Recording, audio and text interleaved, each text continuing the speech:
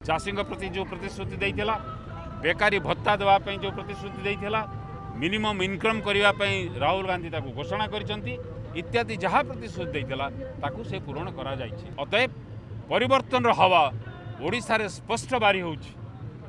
आगामी दिन रे ओडिशा रे निश्चय परिवर्तन हबो। बीजेडी बीजेपी सरकार रो पतन घटिबो।